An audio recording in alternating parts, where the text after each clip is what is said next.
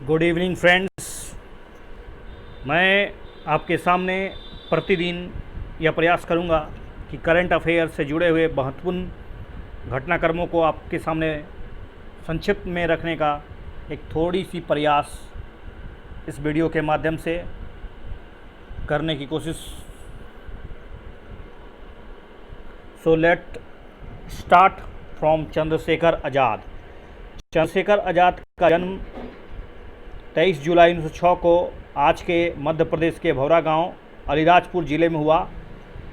हालांकि उन्होंने 15 वर्ष से ही असहयोग आंदोलन में भाग ले लिया और फिर 22 में जाकर गांधी जी के असहयोग आंदोलन को स्थगित करने के बाद उनके दिलों और दिमागों में जो एक आंधी और एक जो तूफान लगता है, उसके बाद फिर आज़ाद के द्वारा हिंदुस्तान रिपब्लिकन एसोसिएशन का गठन और उसमें शामिल होना और आगे चल के 1928 में जो HRA था जिसे HSRA में तब्दील किया जाना और फिर फाइनली 1925 में अंग्रेज़ों को बलपूर्वक और क्रांति के माध्यम से देश से बाहर निकालने और खदेड़ने के लिए जो धन की ज़रूरत थी उसे सफल बनाने के लिए 1925 में एक ऐतिहासिक घटनाक्रम जिसे काकोड़ी षड्यंत्र के नाम से जाना जाता है उसको अंजाम दिया जाता है, जिसमें आज़ाद भी भाग लेते हैं और फाइनली 1931 में अल्फ्रेड पार्क में किसी मुखबरी के कारण इन्हें चारों तरफ से घेर लिया जाता है। हालांकि आज़ाद अपने द्वारा वादा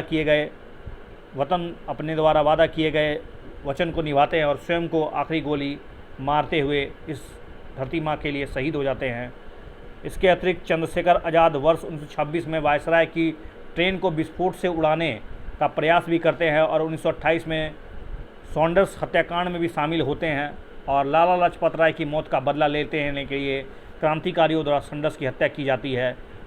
तो एक और भी इसमें महत्वपूर्ण प्रश्न यह है कि आखिर आज़ाद को आज़ाद क्यों कहा जाता है। तो कहा जाता है कि 15 वर्ष की अवस्था में उन्होंने असहयोग आंदोलन में भाग लिया, फाइनली उन्होंने गिरफ्तारी दी और उसके पश्चात मजिस्ट्रेट के सामने पेश किए जाने पर उन्होंने अपने गर्व से अपना नाम आज़ाद, अपने पिता का नाम स्वतंत्र और निवास स्थान जेल बताया था, जिसके कारण इन्हें आज़ाद के नाम से जाना जाने लगा। तो ये सोर्स PIB का था। और आगे बढ़ते हैं। 18वीं सदी के एक महान राष्ट्रवादी क्रांतिकारक, जी हाँ, मैं बाल गंगाधर तिलक की बात कर रहा हूँ, जिनका जन्म ही 23 जुलाई को मनाया जाता है। बाल गंगाधर तिलक ने स्वराज मेरा जन्म अधिकार है और मैं इसे लेकर रहूँगा की प्रसिद्ध उद्घोषणा इस बारे में भारतीय स्वतंत्रता संग्राम के दौरान क्रांतिकारियों के लिए एक प्रेरणा स्रोत के रूप में कार्य करता। दूसरा है कि ब्रिटिश सरकार ने इन्हें भारतीय अशांति का जनक भी कहा। उनके अनुयायियों ने उन्हें लोकमान्य की उपाधि दी, जिसका अर्थ होता है लोगों द्वारा सम्मानित। विचारधारा की बात करें तो बाल गंगाधर तिलक वर्ष 1890 में भारतीय राष्ट्रीय कांग्रेस में शामिल होते हैं।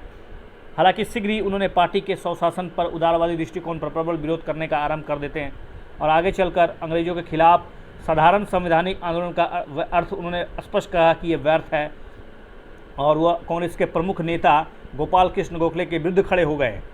वह अंग्रेजों को देश से बाहर निकालने के लिए एक सशस्त्र विद्रोह के पसंदर थे। लॉर्ड कर्जन द्वारा बंगाल का विभाजन करना और फिर तिलक के द्वारा स्वदेशी आंदोलन और ब्रिटिश वस्तुओं के बहिष्कार का पूर्णतः समर्थन किया गया।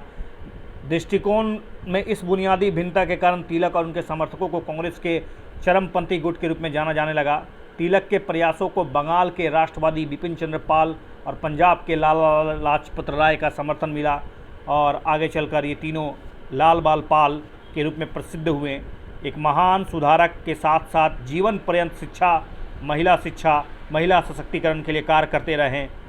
तिलक ने गणेश चतुर्थी और शिवाजी जयंती पर भव्य समारोह का आरंभ किया और समारोह के दौरान उन्होंने समस्त भारतीयों को एकता और राष्ट्रवादी भावनाओं से जागृत करने की तरह से भरपूर कोशिश की।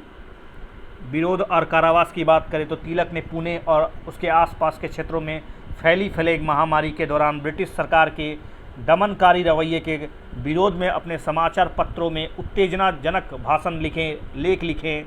इनके लेखों से प्रेरित होकर चापेकर बंधुओं ने 22 जून और 1897 को कमिश्नर रेंड और लेफ्टिनेंट एरेस्ट की हत्या करने को अंजाम देते हैं और परिणाम स्वरूप तिलक को हत्या के लिए भड़काने और राष्ट्रद्रोह के आरोप में 18 महीने की कारावास होती है। तिलक ने वर्ष 1908 में युवा क्रांतिकारी खुदीराम बोस और प्रफुल्ल चाकी जैसे मुख्य प्रेसिडेंसी मजिस्ट्रेट की हत्या करने के प्रयासों का खुलकर समर्थन करना और फाइनल कारावास के दौरान इन्होंने लिखना जारी रखा और इस अवधि में इनके द्वारा एक प्रसिद्ध पुस्तक गीता रहस्य जो मांडले जेल में लिखी गई थी।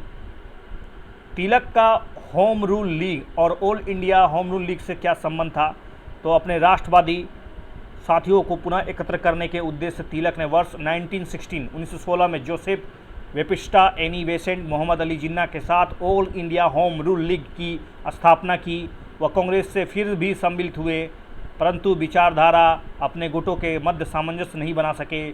बात करें उनके द्वारा लिखे गए समाचार पत्रों की तो राष्ट्रवादी लक्ष्यों को समर्पित बाल गंगाधर तिलक ने 2 समाचार पत्र, एक मराठा अंग्रेजी में और दूसरा केसरी मराठी का प्रकाशन किया। तिलक ने अकाल और प्लेग महामारी के प्रकोप तथा ब्रिटिश सरकार द्वारा अकाल राहत कोष के संदर्भ में उदासीनता और गैर जिम्मेवारी रवैये में निडरतापूर्वक रिपोर्ट प्रस्तुत की। शिक्षा की बात करें तो बाल गंगाधर तिलक ने वर्ष 1884 में दक्कन एजुकेशन सोसाइटी की स्थापना की। सोसाइटी द्वारा माध्यमिक शिक्षा से आगे की पढ़ाई के लिए 1885 में उन्होंने फर्ग्यूसन कॉलेज की भी स्थापना की। तिलक ने फर्ग्यूसन कॉलेज में गणित का अध्यापन का कार्य किया। तो next topic that is very important topics for upcoming UPSC mains as well as some other competitive examination. So let's talk about it. महिलाओं की भूमिका फिर से एक बार चर्चा में है। भारतीय सेना में महिला अधिकारियों का स्थायी कमीशन। रक्षा मंत्रालय ने भारतीय सेना में महिला अधिकारियों को स्थायी commission that mean permanent commission प्रदान करने के लिए औपचारिक स्वीकृति, राष्ट्रीय स्वीकृति, सरकारी स्वीकृति जारी कर दी है। इस आदेश के माध्यम से भारतीय सेना में सभी 10 वर्गों में शॉर्ट सर्विस कमीशन SSC महिला अधिकारियों को अब अस्थायी कमीशन देने का रास्ता क्लियर हो गया। साथ ही साथ भारतीय सेना के 10 वर्ग अगर बात करें तो जज of advocate general, army educational crops, army air defence, signal engineer, army aviation, electronic and mechanical engineers, army service crops, army ordinance crops, intelligent crops है। बात करें अगर इसकी कुछ बैकग्राउंड की कि ये लड़ाई कब से चल रही थी तो जुलाई महीना के आरंभ में ही सुप्रीम कोर्ट ने सभी सेवारत शॉर्ट सर्विस कमीशन प्राप्त महिला अधिकारियों को अस्थायी कमीशन प्रदान करने संबंधित फैसले को लागू करने हेतु केंद्र सरकार को 1 महीने और अनुमति दी थी। एक और महीने की अनुमति दी। इसके पूर्व केंद्र सरकार ने कोविड-19 महामारी का हवाला दिया और फिर शीर्ष अदालत ने इस निर्णय को लागू करने के लिए 6 महीने का समय मांगा। इस कदम का महत्व यह है कि निर्णय ने संगठन में बड़ी भूमिकाओं को निर्वहन के लिए महिला अधिकारियों का अधिकार संपन्न बनाने का रास्ता प्रशस्त हो गया है। नेक्स्ट टॉपिक है 24% राज्यसभा सदस्यों पर आपराधिक मामले। संदर्भ क्या है कि हाल ही में association for democratic reforms that mean ADR द्वारा राज्यसभा सांसदों के निर्वाचन स्वयं शपथ पत्रों का विश्लेषण करने के बाद एक रिपोर्ट जारी की गई। इस रिपोर्ट के क्या क्या मुख्य निष्कर्ष हैं तो राज्य और केंद्र शासित प्रदेशों का प्रतिनिधित्व करने वाले 233 राज्यसभा सदस्यों में से 229 सदस्यों का डेटा विश्लेषण किया गया तो पता चला कि 54 सांसदों अर्थात 24% सांसदों और सदस्यों के ऊपर चल रहे आपराधिक मामलों को घोषित किया गया है। 229 में से 28 अथवा 12% सदस्यों ने अपना गंभीर आपराधिक मामला स्वीकार किया है। 229 में से 203 दैट मीन 89% सदस्यों ने 1 करोड़ रुपया से अधिक की निजी संपत्ति घोषित की है। तो इस संदर्भ में सुप्रीम कोर्ट के क्या क्या प्रयास किए गए तो सबसे पहला है पब्लिक इंटरेस्ट फाउंडेशन बनाम भारत संघ 2018। इस मामले में सभी राजनीतिक दलों को अपने उम्मीदवारों के खिलाफ लंबित सभी आपराधिक मामलों को घोषित करने और उसको प्रकाशित करने के लिए अनिवार्य किया गया था। दूसरा प्रयास तो एक तो है ADR बनाम भारतीय संघ 2002।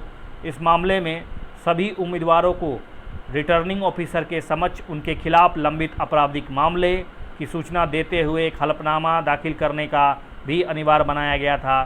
PUCL बनाम भारत संघ 2013।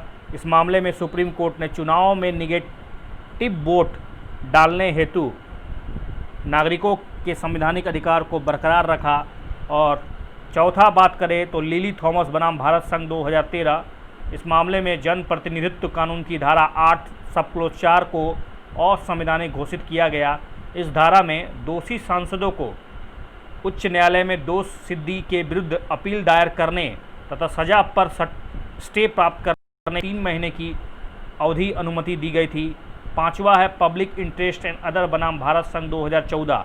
इस मामले में जितने भी अधीनस्थ न्यायालय थे सबको निर्देश दिया गया कि वे 1 साल के भीतर सांसदों और विधायकों से संबंधित मामलों पर निर्णय ना दे पाने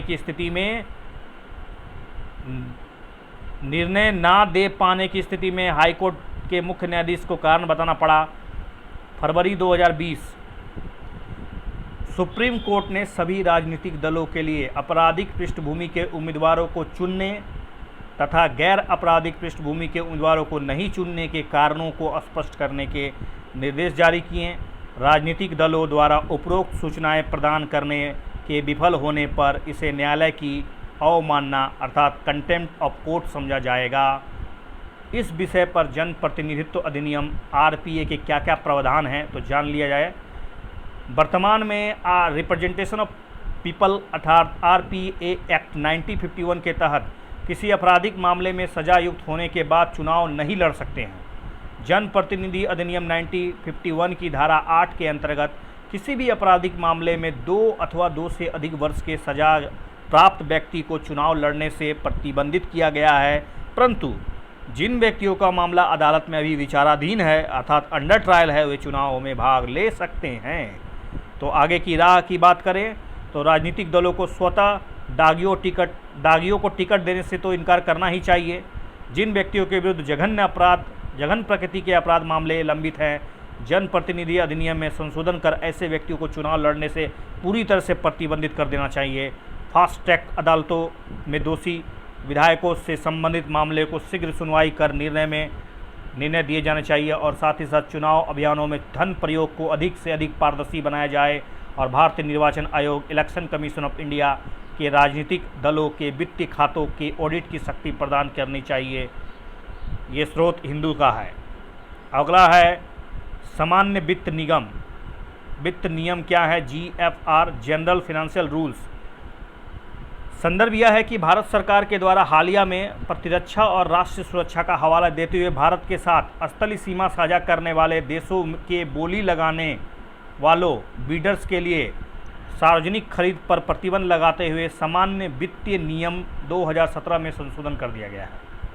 केंद्र सरकार ने राज्य सरकारों को सभी सार्वजनिक खरीद हेतु इस आदेश को लागू करने का निर्देश है। तो संशोधन के अनुसार क्या किया जाएगा? तो भारत के साथ जितने भी स्थलीय सीमा साझा करने वाले ऐसे देशों का कोई भी बोली लगाने वाला को वस्तु सेवाओं, परामर्श सेवाओं और गैर परामर्श सेवाओं सहित अथवा कार्य से संबंधित किसी भी सरकारी खरीद में बोली लगाने के लिए सक्षम प्राधिकरण के साथ पंजीकरण होना अनिवार्य होगा। पंजीकरण करने के लिए सक्षम प्राधिकरण उद्योग संवर्धन और आंतरिक व्यापार विभाग अर्थात department for promotion of industry and internal trade DPIIT द्वारा गठित पंजीकरण समिति होगी और इसके साथ साथ विदेश और गृह मंत्रालय को भी राजनीतिक और सुरक्षा मंजूरी अनिवार्य होगी। लेकिन इसके लिए अपवाद भी है कि 31 दिसंबर 2020 तक कोविड-19 की महामारी की रोकथाम की चिकित्सा आपूर्ति खरीद सहित कुछ सीमित मामलों को छूट प्रदान की गई है वगैरह वगैरह। ध्यान रहे पृष्ठभूमि यह है कि ये उपाय भारत में चीनी उत्पादों और निवेशों की जो आमद को रोकने के लिए हाल में महीनों में उठाए गए कुछ कदमों में से एक ही है। जैसा कि आप जानते हैं कि 23 जून को सरकार द्वारा विक्रेताओं के लिए सरकारी ई-मार्केट प्लेस जेम पोर्टल पर उत्पादों को पंजीकृत करने के लिए माल की उत्पत्ति की देश अर्थात ओरिजिन ऑफ कंट्री को स्पष्ट करने के लिए अनिवार्य बना दिया गया था। अप्रैल में सरकार द्वारा भारत के साथ स्थलीय सीमा साझा करने वाले देशों में निवेश के लिए पूर्व अनुमोदन की अनिवार्य करते हुए FDI नियमों में भी संशोधन किया गया। तो सामान्य वित्त नियम क्या है यह भी जान लिया जाए। तो जो सामान्य वित्त नियम लोक वित्त मामलों से संबंधित नियमों का एक ऐसा समूह होता है और इसमें पहली बार 1947 में ही जारी किया गया, जिसमें सभी मौजूदा आदेशों को इंटीग्रेट किया गया। ये नियम वित्तीय मामलों से संबंधित दिशा निर्देश होते हैं। सामान्य वित्त नियम मंत्रालय विभागों के लिए अधिग्रहण विभाग द्वारा जारी अथवा विभिन्न परिस्थितियों में नम्यता को बनाए रखते हुए वस्तुओं और सेवाओं की खरीद हेतु निर्धारित विस्तृत नियमों का समूह होता है। तो अब हम आते हैं प्रारंभिक परीक्षा हेतु कुछ important and valuable important topics. सबसे पहला है भारतीय शैक्षिक मूल्यांकन परीक्षण, India set, Indian Scholastic Assessment Test, मानव संसाधन विकास मंत्रालय द्वारा अपने स्टडी इन इंडिया कार्यक्रम के तहत देश में पहली बार प्रतिभा आकलन के लिए इंडिया सेट इनसेट 2020 परीक्षा का आयोजन किया गया। इसमें चुनिंदा विश्वविद्यालय के अध्ययन इच्छुक विदेशी छात्रों को छात्रवृत्ति और दाखिला देने के लिए कराई जाने वाली एक परीक्षा है। तो in this video we will discussed very important topics. इस प्रकार हम लोग आने वाले समय में और भी इस तरह के वीडियो डाल लेंगे और आपको मैं एक निश्चित गाइडलाइंस प्रदान करूंगा। मेरी कोशिश जारी रहेगी। मेरे वीडियो को शेयर करें, लाइक्स करें एंड सब्सक्राइब्स करें। इसके लिए मैं आपके तहे दिल से शुक्रिया करता हूं। मिलते हैं अगले वीडियो में। आज के लिए इतना ही, धन्यवाद।